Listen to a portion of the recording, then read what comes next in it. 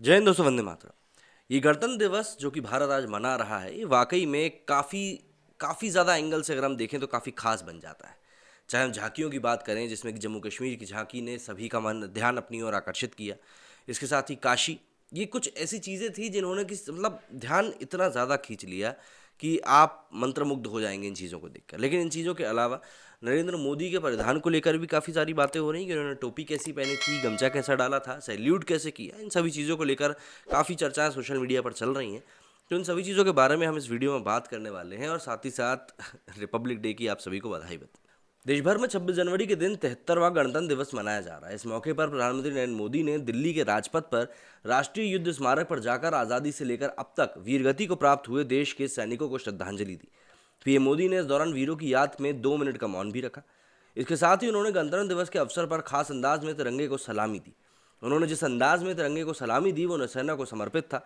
नौसेना में सलामी हमेशा दाहिने हाथ के पंजे को थोड़ा आगे की ओर झुका कर दी जाती है। उल्लेखनीय है कि तीनों सेनाएं अलग अलग ढंग से काम करती हैं। यहाँ तक कि तीनों सेनाओं का सैल्यूट भी अलग अलग है। लेकिन ऐसा क्यों है, आइए बताते हैं कि नेवी, आर्मी और एयरफोर्स के सैल्यूट में आखिर क्या अंतर होता है। सबसे पहले ये समझना जरूरी है कि सैल्यूट का मतलब अपने बड़े अधिकारियों को सम्मान देने से होता है। इसलिए देश की तीनों सेना के जवान अपने अपने तरीके से सैल्यूट करते हैं। इंडियन आर्मी की बात करें तो इनके सैल्यूट पूरी हथेली दिखाकर यानी खुले हाथों से किया जाता है। उनके सैल्यूट के वक्त हाथ का पूरा पंजा दिखता है, सभी उंगलियां खुली रहती हैं और अंगूठा सिर और आईब्रो के बीच में होना चाहिए। वहीं इंडियन नेवी के सैल्यूट की बात करें तो नेवी के जवान का सैल्यूट आर्मी से बिल्कुल अलग होता है। इनके सैल्यूट में पंजा नहीं दिखता, हाथ पूरी तरह से नीचे की ओर मुड़ा होता है। ऐसा इसलिए क्योंकि पुराने ज़माने में जब नेवी के जवान जहाज़ में काम करते थे तो उनके हाथ गंदे हो जाते थे, वो अपने हाथ पंजे को छुपाकर सैल्यूट किया करते थे।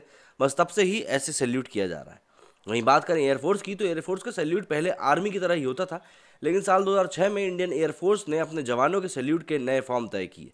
सैल्यूट के दौरान उनके हाथ ज़मीन के बीच में 45 डिग्री का कोण बनता है।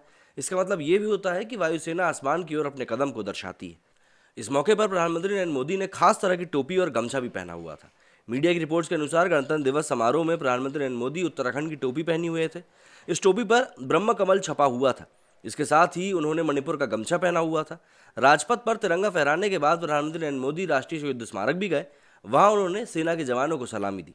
प्रधानमंत्री नरेंद्र मोदी ने राष्ट्रीय युद्ध स्मारक पर पुष्पांजलि अर्पित किया।